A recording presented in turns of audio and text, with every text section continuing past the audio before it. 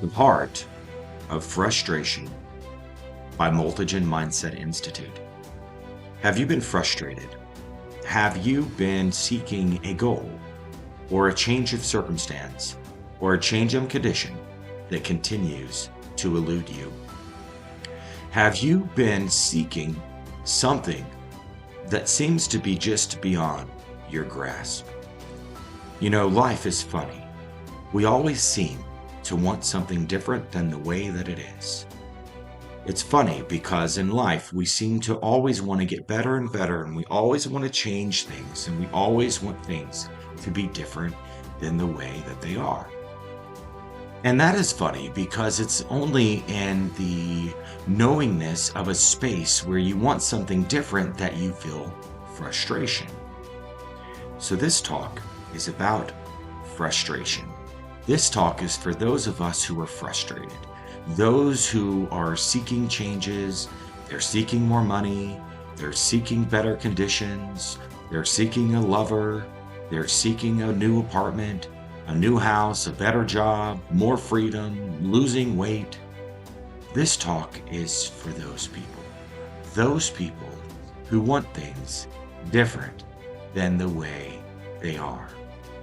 And herein lies the whole issue of human dissatisfaction.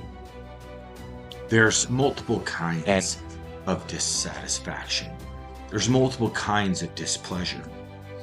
One of the words that can define frustration would be discontent, meaning that you are discontent with the way things are, or the way you are, or the way somebody is showing up, or some condition in your life. And there are multiple kinds of discontent. And when you're frustrated and when you're unhappy with the way things are, the first thing to do is analyze and diagnose where it is all coming from. And one form of discontent is godly. It's good. It's called divine discontent. Divine discontent comes when your higher self, or your future self, or the better version of you, or the future version of you, or God Himself, or the Holy Spirit, or Buddha, or whoever it is that speaks to your heart on the spiritual level. That person, that deity, that God, that higher knowledge is pressuring you in divine discontent. Divine discontent tells you when you need to lose weight, you need to go to the gym, and you need to make more money, you need to show up earlier at work, and you need to take care of your husband better, or be more forgiving, or have a softer temperance. It's divine discontent that pushes us to the higher and next level of maturity on this earth. We go through cycles in this earth. We first start as a child, as a baby, as something that is dependent and in a state of charity, and a condition where it can't live on its own. And that's how we begin this journey. And we go through these shifts and these phases where life pressures us, God pressures us to be more mature, to learn lessons, to become better than we are. And this often comes from the friction of mistakes and pain. And when we make mistakes and we don't live up to our greatness, then there's something called accountability. And when life holds us accountable, whether it be our spouses, our siblings, our co-workers, our bosses, our friends, when the legal system, when we're held accountable, we can get frustrated. And when you're seeking a goal and you're seeking a change and you're seeking something to be different and it continues to elude you and it doesn't come and it doesn't change and the money doesn't come and the partner doesn't come and you're stuck in a space of frustration, it's not delay that you're dealing with. Delay is when something is kept from you that's divinely yours because you are not ready for it. Delay is when there's something that is divinely yours and you're not ready to yet receive and hold space for that thing, so the universe keeps it away from you and puts you through different lessons in order to become mature enough to have the thing that's waiting on you. That is delay. But when you're dealing with accountability, that's on a whole new level. Accountability is when life comes to you and says, you are not ready. Now, what is the difference between divine delay and accountability? Divine delay says, yes, not yet. You're on your way.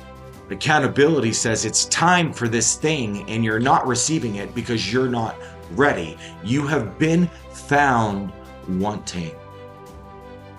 You have been judged, you have been seen, and this thing is ready for you and you are not ready for it. And whenever we get into that space, that's where frustration and pain and loss and anger begin to surface, because we are now stuck, right? When you're in a place of divine delay, that means you are on your way to this thing and you can feel the thing on the other side of the hill, and you're filled with momentum and you're filled with faith and passion because you have already taken responsibility to become the kind of person that can truly have that thing, right? So you're either in a space of taking accountability, initiating the changes, initiating the mentorship and the help and the coaching or the therapy and the counseling and the life planning, or going back to the gym, or whatever it is that you need to do to improve yourself to then receive the thing that you're asking for, the prayer that you're asking to be answered. When it's divine delay, it means you've taken accountability and you are on your way. You can feel the thing, you can taste the thing, right? But there's another space that we can get in that seems similar, but it's not. And this is the place of a no. This is a hard no. This isn't a yes, not yet, keep going. This is a no, you're not ready. You're not worthy. You haven't done the work. You haven't taken the responsibility. And that's when you want the thing, and you know the thing's divinely yours, but you can't taste it, touch it, feel it, or see it. And it's on the other side of the mountain. Too big of a mountain for you to get to. It's not that it's on the other side of the hill and you can see it, hear it, and taste it, and you know it's coming, and you've done the work and you've taken responsibility and you're preparing yourself. That is a different condition. The condition that some of us find ourselves in, which is what this talk is about, is frustration.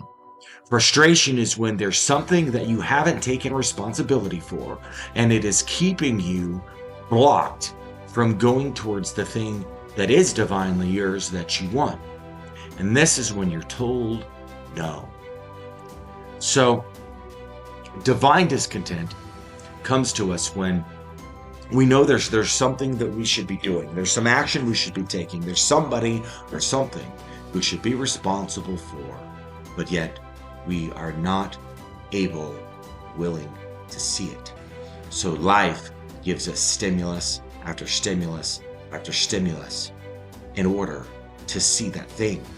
Oftentimes, repeated patterns are a telltale sign that you're living in one of these cycles. Sometimes it's just one small thing or a few small things that are keeping us from getting into the position to begin receiving that in which we ask. Normally, we're not too far off base from that change that we seek most inwardly. Sometimes it's just something small that we're holding on to, something that we refuse to surrender, right? That keeps us from going to the next level. And in this life, we are constantly going from one level to the next, to the next, to the next, from one season to the next season, to the next season, from being a child to being a teenager, from being a teenager to being in our 20s and being young adults.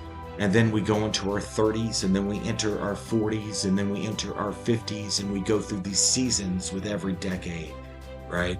And we change and we grow along the way, and the gray hairs of an older man is the mark of wisdom, right? And so we're in this life, and we all know that we're on this ever-changing maturity this journey of maturity, right? Where things are brought to us to invite us to be more mature. And we know this, but yet we still get frustrated. We still get blamed in the state of blame against life or God or somebody. And we still get victimhood of, oh, this is happening to me. This is happening to me. I'm a victim, right? It's not that life's calling you out to be responsible and to be a stronger person so that you can receive more. It's that you're a victim and you're being attacked, right?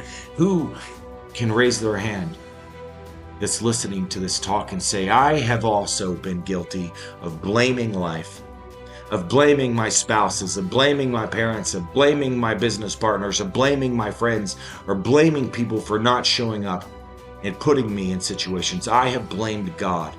Who can raise their hand and say, I have been a victim?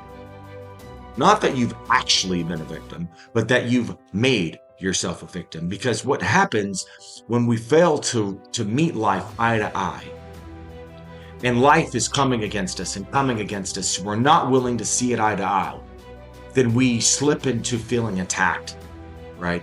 I can't tell you how many times I've gotten to a place of feeling like the whole world was against me. There's a demon attacking me. There's somebody wishing evil for me. This thing won't change. I'm caught in this condition. And then eventually, when I'm able to see that in which has been blinded from my eyes, I get to see finally where I've been being selfish, where I've been violating universal laws, and I haven't been truest to my deepest heart. And there's been things that I've been pushing off on other people and not taking responsibility for. And when I'm finally able to see that, I'm able to take responsibility. I no longer feel attacked, and I feel loved, because the resistance that life was giving me was love, right? Remember, the universe will correct those in which it loves. God will correct those in which it loves. If, the telltale sign of a lack of love is abandonment, right? If you had a child, or you adopted a child, or you took on a friend, or you took on a girlfriend and you abandoned them, that is the telltale sign of non-love. And you are loved by the universe. God does love you. The universe does want you to win. When you look up at the stars, every force of the universe is fighting for your soul. Everything in the universe is reaching to save you. You that's listening to this talk right now, the person hearing my voice, the universe is fighting for you. Today, everything on the universe is reaching out for your soul in the deepest place that you can be found. You are not alone, and you are not abandoned, and you will never be alone, and you will never be abandoned. And all of life surrounds you right now in this moment, and even my voice is here to love you. And when we can get away from the victimhood and the blame and see that life is giving us resistance because it loves us, and that resistance is an invitation to see us in a new way, in a way we haven't seen ourselves before. When we realize that, the shackles of bondage can be lifted off of our hearts, and we can begin with open arms to see where life is guiding us, because all resistance is guidance.